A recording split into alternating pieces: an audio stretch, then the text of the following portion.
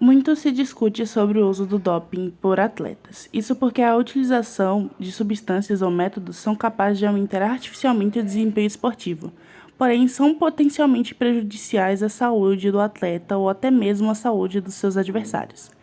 O doping ele surgiu no ano de 776 a.C., nos Jogos Olímpicos da Antiguidade.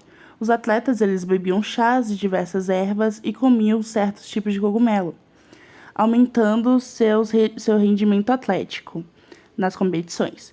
O doping ainda é um problema persistente no esporte. Os agentes anabolizantes, quando administrados no organismo, entram em contato com as células do tecido muscular e agem aumentando o tamanho dos seus músculos.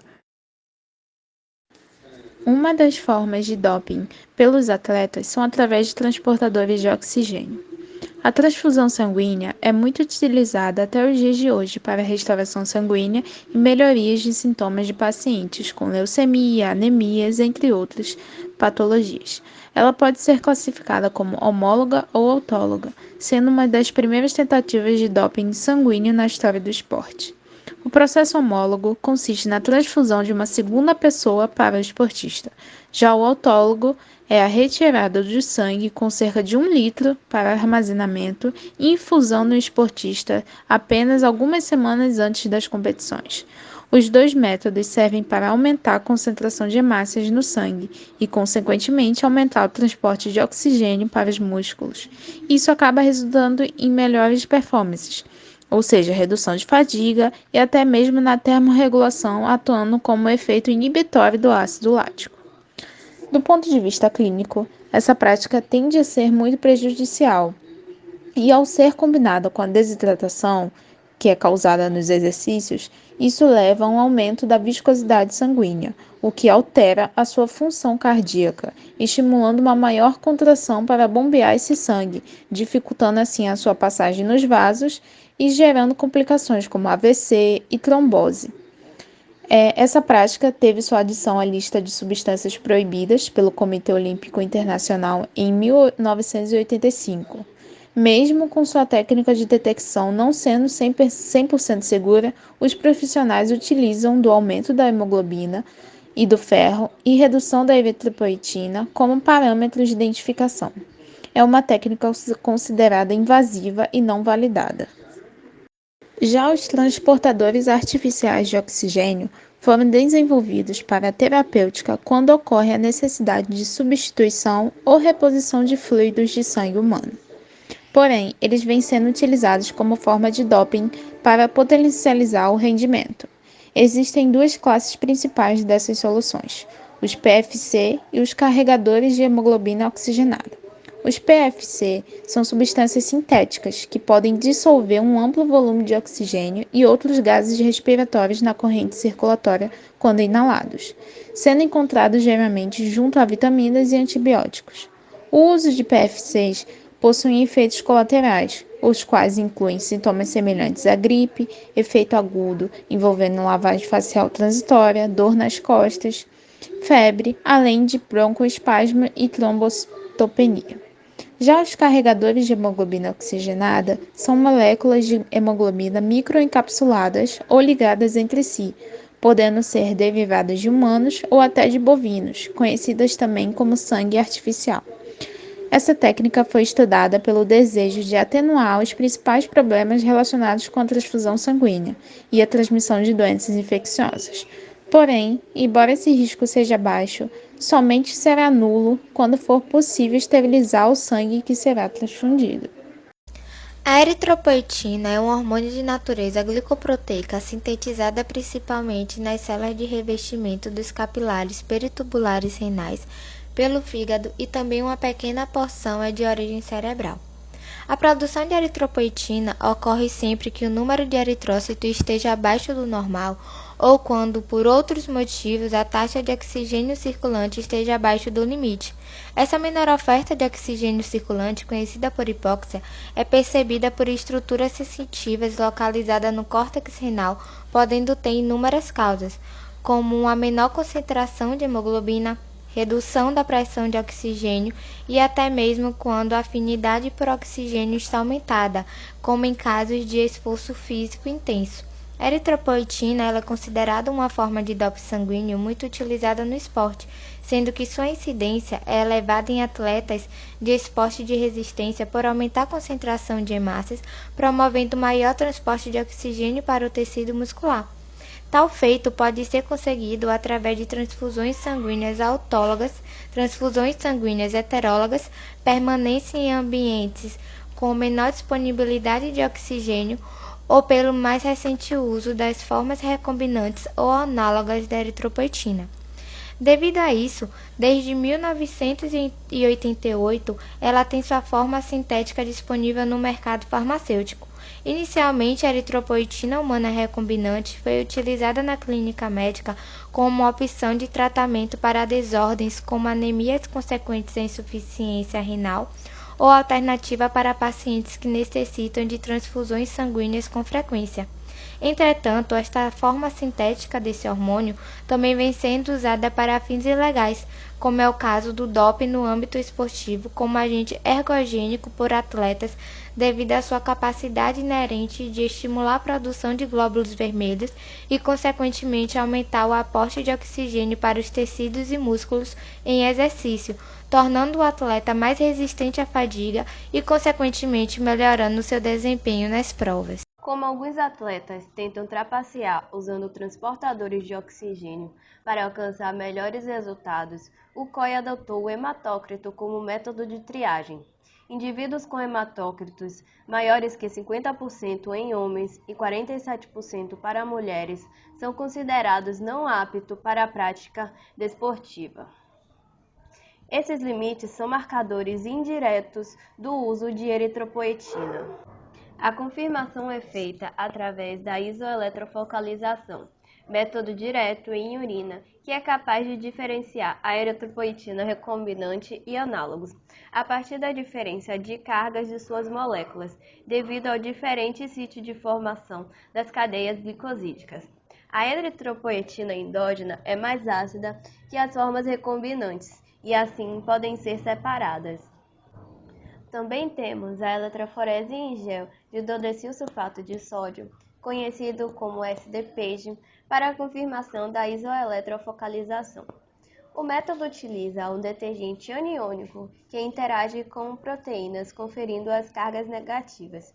E a distinção das eritropoetinas endógenas e recombinantes ocorre devido aos diferentes pesos moleculares que apresentam. Os esteroides anabolizantes são substâncias utilizadas para o aumento da massa muscular e da força física.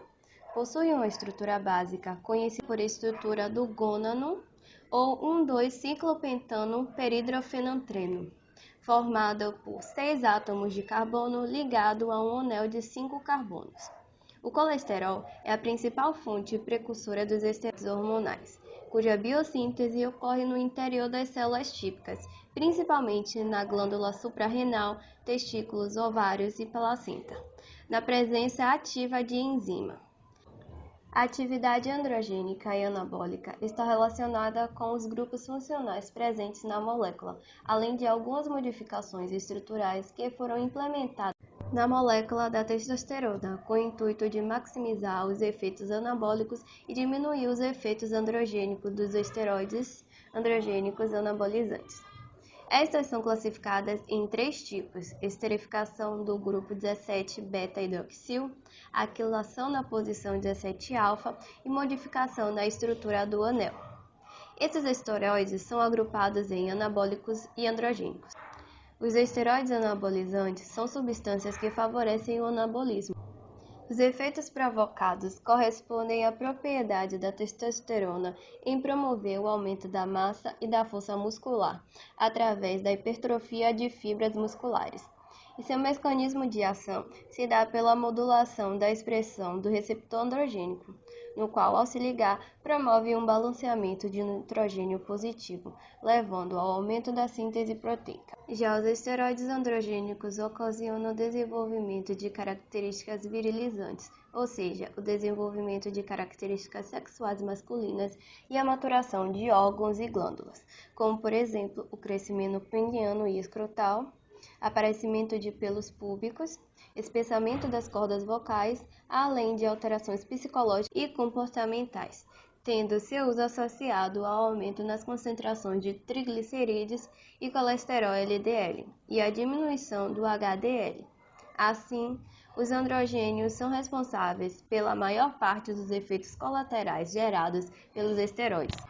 A depender da proporção da droga utilizada, tempo e quantidade, podendo esses riscos serem maiores ou menores por reprimir a produção normal deste hormônio no organismo, sendo indicados apenas para causas terapêuticas, como hipogonadismo, osteoporose, controle de menopausa e andropausa. A testosterona é o principal hormônio esteroide androgênico produzido pelas células de Leydig, localizado nos testículos, tendo a sua síntese regulada pelo eixo hipotálamo-hipófise anterior e testículos por feedback negativo, na qual o hipotálamo secreta o hormônio liberado de gonadotrofina, estimulando a hipófise anterior e liberando o hormônio luteinizante, também chamado de hormônio estimulador das células intersecais, responsável pela produção de testosterona por heteroidogênese a partir do estímulo das células de Leydig, e o hormônio fólico estimulante, o qual estimula as células de Sertoli a produzir espermatozoides. A produção de testosterona em homens varia de 3 a 7 mg por dia. Este hormônio também é sintetizado em pequena quantidade pelos ovários em mulheres, cerca de 0,1 a 0,4 mg por dia, e pelo córtex da suprarrenal em ambos os sexos, sendo derivado do colesterol. É biotransformado em deidroepiandosterona e androstenediona, e posteriormente a testosterona nos testículos. Com relação à biotransformação dos esteroides, a administração destes pode ser por via oral ou parenteral, a partir de injeções intramusculares ou transdérmicas, além de algumas formulações em gel, creme ou adesivo. Quando administrado oralmente, a testosterona é rapidamente absorvida e biotransformada no fígado em produtos de biotransformação de fase 1, devido à oxidação do grupo 17-beta-hidroxil e androstenediona. As reações de fase 1, elas convertem os esteroides anabólicos androgênicos por reações catalisadas enzimaticamente em compostos mais polares, sendo que a droga ela é inativada e eliminada facilmente, enquanto as reações de fase 2 se caracterizam pela conjugação com ácido glicurônico ou sulfato, aumentando a solubilidade em água e excreção pelo rim. Portanto, poucos esteroides anabólicos androgênicos eles são excretados na sua forma inalterada na urina. Ocorre também redução do anel A para a produção de 5-alfa-androstenediona, 5-beta-androstenediona, etilcolanolona e epiandrosterona, a partir da ação da 3-alfa e 3-beta-hidroxiesteroide, que são enzimas responsáveis por catalisar a redução reversível do androgênio ativo de hidrotestosterona, que é o DHT, que é um hormônio necessário para o desenvolvimento dos órgãos masculinos, pelos no corpo, massa muscular, principalmente nos homens. O caso de Ben Johnson, de 24 de setembro de 1988, nos Jogos Olímpicos de Seul, na Coreia do Sul. O canadense fez o americano Carl Lewis comer poeira ao cruzar a prova de 100 metros rasos em apenas 9 segundos. 3 dias depois, no entanto, ele teve que devolver a medalha de ouro. Motivo? Um teste realizado após a prova acusou o uso de substâncias estanozolol, um esteroide anabolizante. Ele recorreu a uma punição 1 ano depois, porém o técnico Charles France confessou que injetava substâncias proibidas no velocista desde 1981. Ambos ficaram suspensos por 2 anos dos esportes. Em 1992, Johnson voltou para a pista, mas foi flagrado com o uso de esteroides 1 ano depois em uma prova no Canadá. A reincidência na prática ilegal rendeu ao fim da sua carreira, assim sendo banido do esporte pela Associação Internacional das Federações de Atletismo. A toxicologia analítica ela é responsável por identificar, detectar e quantificar as drogas e seus produtos de biotransformação em matrizes biológicas. As análises realizadas elas apresentam baixas concentrações, geralmente em picograma nanograma, sendo a sua quantidade normalmente limitada.